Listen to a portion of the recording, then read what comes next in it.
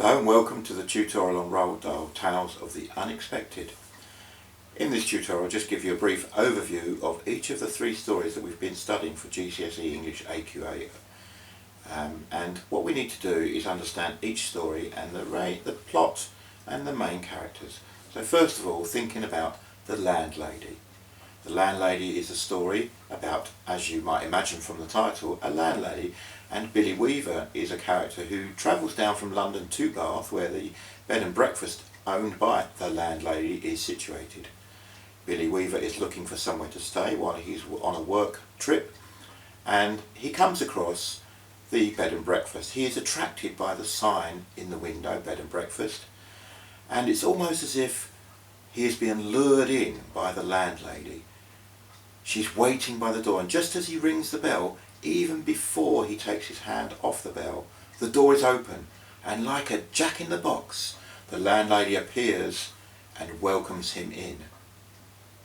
He's quite startled by this, a bit surprised, but the landlady seems to have it all prepared. She was expecting him, and she is pleased that he is there. She is very selective about the guests that stay at her bed and breakfast, but she knows that Billy Weaver is just the right sort of person to take in. The landlady is presented by Roald Dahl and in his story as a typical landlady who is very welcoming, very kind, and very strange in the way that she forgets things sometimes, but other times she remembers certain things. She's very persuasive and manipulative. She tries to get Billy Weaver to make sure that he signs the guest book, because we don't want to go breaking the law at this early in the proceedings, do we? A strange statement. Why is she saying that? What is she building up to? This is what we don't know. But Billy goes up to his room after the landlady takes her there, and she says to him, "Please make sure that you come down and sign the book." Billy writes a letter to his mother stating that she's a batty old woman, but just like any aunt that she would like to meet. He goes down and tea is ready, and the landlady offers him a cup of tea, insists that he has a cup of tea. Something a bit suspicious in that, we may ask. And as the story unfolds, we find and realise that the tea had an almond taste, a bitter almond taste, and that is indicative of some poison.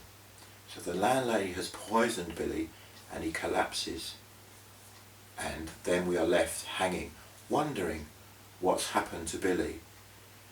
It's implied that there are two other guests who are staying at the bed and breakfast, but then in another instance they're not there. They were there but they're not. Then they are. So she was getting confused. What is the writer trying to say to us? What is Roald Dahl trying to get us to think? Get us suspicious, get us thinking about what is her plan of action. What is she trying to do? Then we get a clue when Billy notices that the dog and the parrot in the lounge don't move. And the landlady points out that they are actually dead, and that she stuffed them herself. He's a taxidermist. Billy did point out that the corridors in the bed and breakfast and the rooms did smell a bit like a hospital, indicating perhaps that the landlady has some medical training. Well, we are left wondering, because we don't actually know what happened, but it is implied that Billy, after being poisoned, perhaps is killed and then preserved, perhaps along with the other guests that we don't see or hear anything of other than what she says about them. Tales of the Unexpected. Thank you for listening.